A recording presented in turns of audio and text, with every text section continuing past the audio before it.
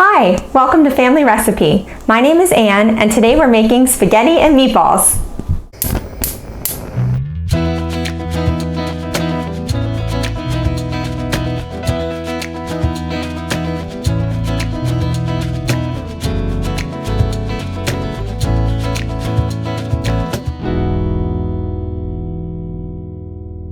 I've been married for almost 8 years and my mother-in-law is Italian.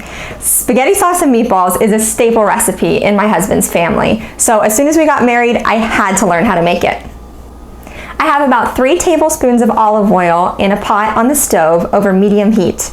To that, I'm going to add 1 whole onion that I've peeled and cut in half, about 1/3 of a red bell pepper, which is a flavor that I really like in the background, but it's definitely detectable, so you don't have to add that if you don't like bell pepper.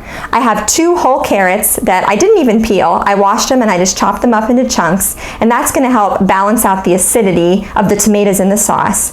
And then lastly, I have about 6 cloves of garlic that I chopped up. I'm going to add all of these veggies to the pan and let them saute for a few minutes until they're fragrant. So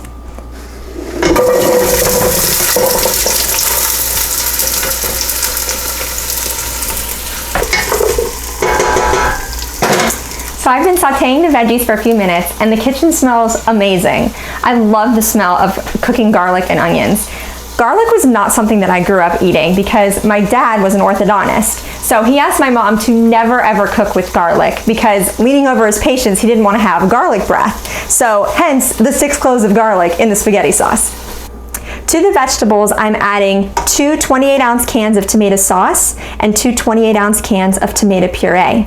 And what I like to do is add 2 cans of water after that. So I'll fill one of these cans up halfway and swirl it around to rinse it out so you get all the leftover tomatoes that are in the can in the pot.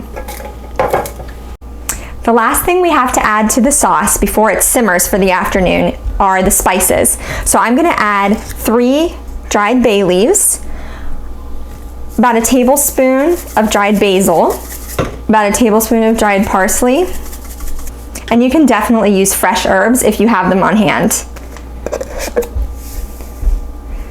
Teaspoon of salt, and some freshly cracked ground pepper. Lastly, I'm going to add about 2 tablespoons of sugar, and just like the carrots that we added earlier, this is going to balance out the acidity of all the tomatoes in the sauce. Next, I'll show you how to make the meatballs. It's a really simple recipe. For every pound of ground beef, you add 1/2 cup of Parmesan cheese, 1/2 cup of seasoned breadcrumbs, and 1 egg. So today I have about 2 pounds of ground beef in this bowl. So I'm adding 1 cup of parm, 1 cup of seasoned breadcrumbs, and 2 eggs. Plus, I like to add in a pinch of salt. You don't need too much because the parm is already pretty salty, some freshly ground black pepper, and some garlic powder. So I'll add this in.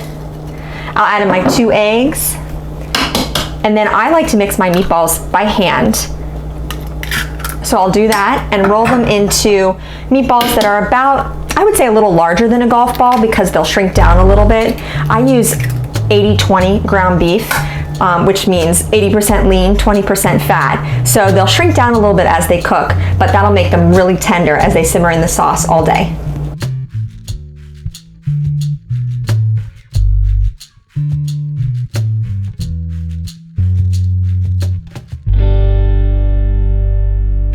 As soon as the meatballs were done baking in the oven at 350 degrees for about 25 minutes, I added them directly into the sauce so that they can simmer all day long.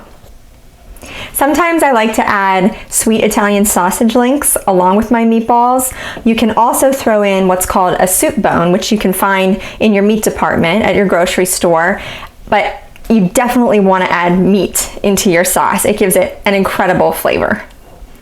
The sauce has been simmering for a few hours, and I come into the kitchen every 20 or 30 minutes to give it a good stir. If you want to, you can add more water to it so it's the consistency that you like.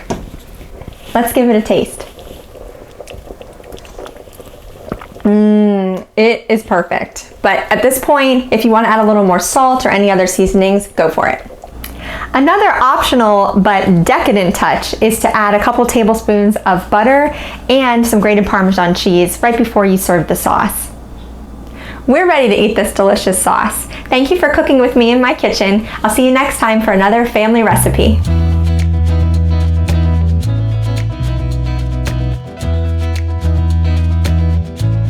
For the full recipe, check the description box below, and don't forget to subscribe to my channel.